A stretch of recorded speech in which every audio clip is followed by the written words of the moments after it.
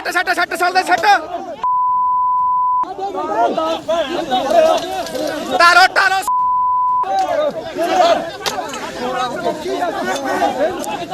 टाटा।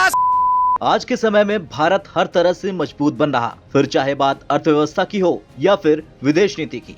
मौजूदा वक्त में भारत ने दुनिया में जो स्थान प्राप्त किया, उससे वैश्विक स्तर पर देश की धाक बढ़ती जा रही। बस यही देखकर चीन से लेकर अमेरिका जैसे देश भारत के लिए लड़ते हुए दिखाई देते हैं। अब फिर से अमेरिका ने चीन को एलएसी पर छेड़ दिया और फिर क्या था, चीन को याद आ गई भारत की और चीन ने कह डाला इंडिया हमारा पड़ोसी देश है और चीन भारत के साथ मिलकर विवाद को हल कर लेगा। दरअसल अमेरिकी सहायक विदेश मंत्री डोनाल्ड लू भारत आए थे और उन्होंने चीन को एलएसी पर घेर लिया था और भारत की मदद की बात कह दी थी। और फिर क्या था, चीन ने अमेरिका के खिलाफ जमकर जहर उगल डाला।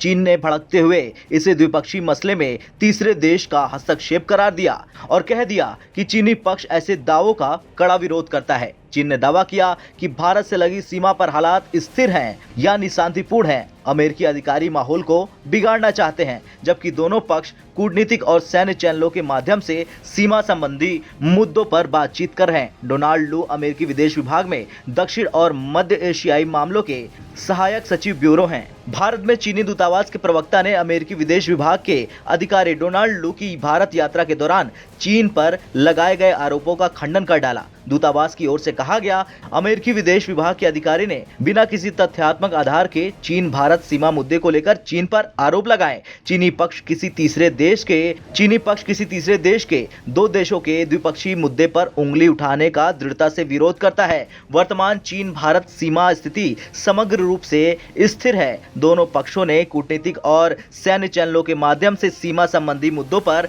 सहज और रचनात्मक संचार बनाए रखा है। दोनों ही देशों ने आपातकालीन प्रतिक्रिया के चरण के समान प्रबंधन और नियंत्रण पर स्विच करने के लिए सीमा की स्थिति को बढ़ावा दिया है।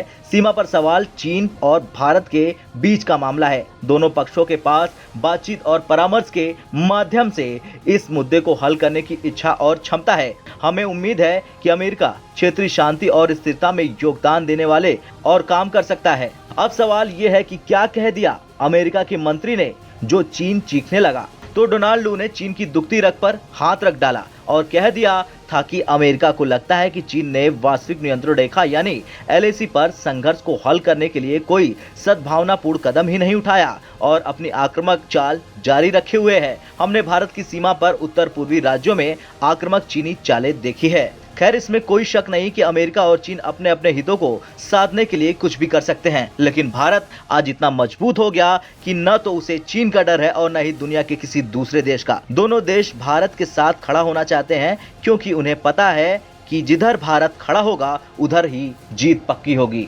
ब्यूरो रिपोर्ट, भारत तक।